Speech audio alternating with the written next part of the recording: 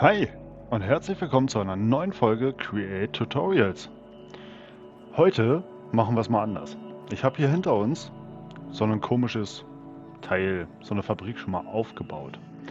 Und die will ich euch jetzt heute erklären, da ich da das gute Stück, nämlich demnächst auf dem Create City Server benutzen möchte. Aber nicht lang schnacken, los geht's.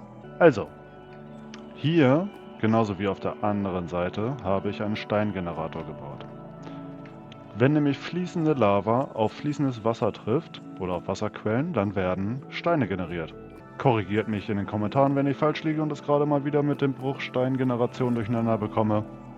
Aber weiter im Text. Also, fließende Lava, Wasser, die pumpen hier unten, die haben hier ein Wasserreservoir sozusagen mit unendlichen Wasserquellen. Die pumpen das Wasser hoch, da wo jetzt die Steine sind, und durch die Lava oben drüber werden Steine generiert. Warum brauchen wir denn explizit hier rechts und links Steine? Das ist ganz einfach. Ihr werdet es schon gecheckt haben, denn hier in der Mitte ist ein Moosblock. Das Ganze ist nämlich eine komplett automatische, sich selbst erhaltende Moosblock-Farm. Und alles, was nebenbei rauskommt, also Azaleen, blühende Azaleen, Moosteppich, alles, was das Herz begehrt, wenn man die Welt ein bisschen grüner machen will. Auf jeden Fall, wie funktioniert das Ganze? Hier oben haben wir eine Redstone-Verbindung. Die ist gelinkt mit der Schaltung, die hier unten drunter ist. Da komme ich aber gleich zu. Wenn diese Redstone-Verbindung ein Signal empfängt, registriert das der Beobachter. Das bewirkt, dass der obere ein Signal an den unteren weitergibt. Das registriert wiederum der untere, der verstärkt das, fährt den Kolben durch sein Signal aus. Und dieser Beobachter registriert natürlich gleichzeitig die... das Gras brauchen wir aber nicht. Der registriert natürlich die Blockveränderung und gibt das Signal runter an den Werfer, der hier mit Knochenmehl gefüllt ist. Und der düngt dann mit Knochenmehl den Moosblock, was dann bewirkt, dass die Steine, die unten drunter hier rüber klappen, eins und von rechts dann auch in der Mitte, zu Moosblöcken und allem anderen Zeug werden. So, wofür ist denn jetzt die Wand da hinten? Diese Wand, die klappt dann getimed durch die Schaltung, zu der wir gleich kommen. Die klappt nach vorne runter und zerstört sozusagen die Blöcke, so dass sie halt abgebaut sind und auf die auf die Förderbänder raufgehen. Die werden dann nach vorne geführt. Hier auf dem Förderband mit dem Wasser zusammen geht es dann runter in die Kiste hinein. Und ich habe hier einen Messingtrichter eingestellt, dass er die überschüssigen Bruchsteine in die Lava wirft. Alles andere geht hier rüber in den Gegenstandstresor und wird dann durch die schlauen Schächte, die gefiltert sind, runter durch die Komposter, über die Trichter in den unteren Gegenstandstresor, wird dann das Knochenmehl herübergebracht. Ich habe hier auch eine Sicherheit eingebaut, und zwar einen Schwellwertschalter, alias Content Observer. Denn wenn er hier, hoppala, ich wollte dich nicht drehen, das muss ich mit einer leeren Hand machen. So, wo stehst du jetzt? Ja, da ist der Pfeil, der zeigt auf den Gegenstandstresor. Perfekt.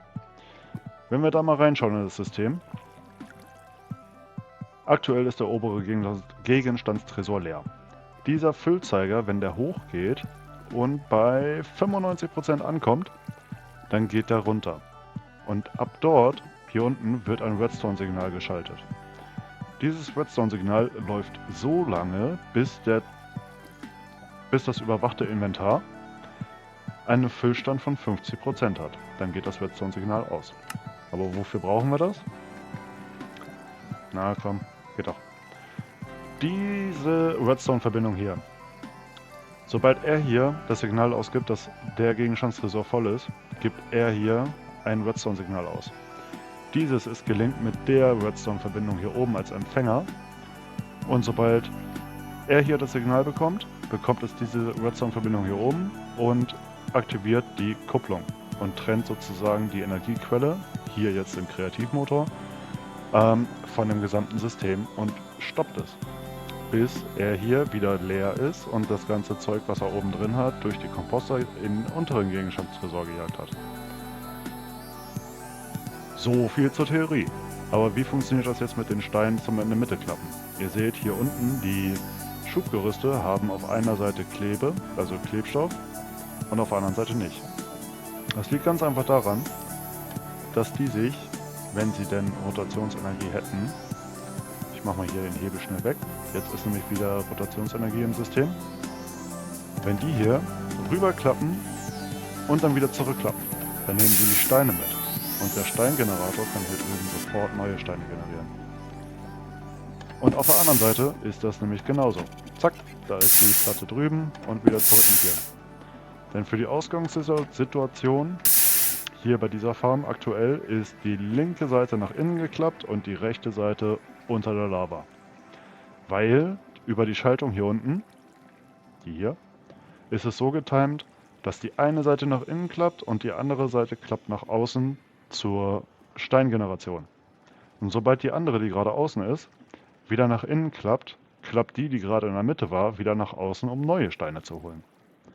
Währenddessen bekommt er hier, wie gesagt, das Signal, gibt das runter zum Werfer, der düngt den Moosblock und dadurch werden die Steine, die hier drunter sind, ebenfalls zu Moosblöcken.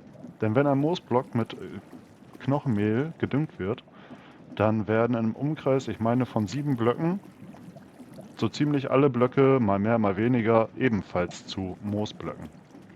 Und Azaleen, blühende Azaleen und so weiter. Und diese Wand ist so getimt, dass nachdem das passiert ist mit dem Moosblock, fährt diese sequenzielle Gangschaltung einmal in die Mitte runter, zerstört die Blöcke und klappt direkt aber auch wieder hoch. Ich zeige euch das einmal. Zack, runter und wieder hoch. Das geht jetzt leider so schnell, dass es nicht komplett angezeigt wird, aber berechnet wird es trotzdem. So, genug gequatscht. Los geht's.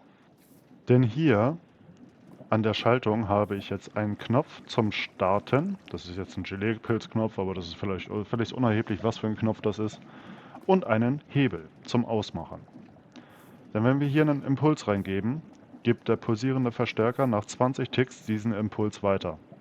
Powert sofort die beiden Seiten, dass die Steine nach innen oder nach außen gerade klappen. Hierüber wird dann gleichzeitig nach 10 Ticks das Signal an die Observer, an die Beobachter oben weitergegeben, damit die Moosblöcke, damit der Moosblock unten auch gedüngt wird mit dem Knochenmehl. Und die hier, jetzt habe ich gerade Quatsch erzählt. Der hier ist dafür da, dass der hintere Block, also die hintere Wand, nach vorne runterklappt. Er hier. Und die hier, die Redstone-Verbindung, die werden zweimal getriggert. Einmal hier oben und einmal hier unten, damit der Moosblock in der Mitte auch sauber so getriggert und gedüngt wird, dass unten schön was entsteht.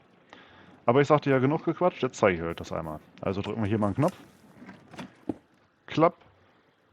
Runtergeklappt, ihr seht, es entstehen Moosblöcke, es entstehen Gräser, es entstehen Azaleen. Und die gehen dann alle, wie gesagt, hier runter. Bruchstein wird ausgefiltert. Und was ein sehr praktisches Highlight ist, diese Farm ist halt komplett selbsterhaltend. Hier geht's runter in die Komposter. Ihr könnt euch hier vorne entweder Azaleen, Moosblöcke, was auch immer, was ihr gerade braucht, abzwacken. Oder hier unten halt Knochenmehl abzwacken. Das ist gleichzeitig auch eine Knochenmehlfarm. Jetzt habt ihr gerade gesehen, auf den gewichteten Werfer ist Knochenmehl raufgegangen, ganz Stack. Und das wirft er hier automatisch hier hoch auf das Depot. Und durch den Schornschacht geht es direkt in den Werfer hinein. Ich zeige euch das mal nochmal schnell. Vielleicht kriege ich das hin vom Timing, dass wir es gut sehen. Einmal hoch. Hoffentlich klappt das. Yep. Und zack, da ist es hochgeflogen und auf dem Depot gelandet. Und direkt runter in den Werfer. Also, ich hoffe, es hat euch gefallen. Ich hoffe, ihr fandet es interessant. Lasst ein Abo, lasst ein Like da. Und wir sehen uns in der nächsten Folge. Ciao!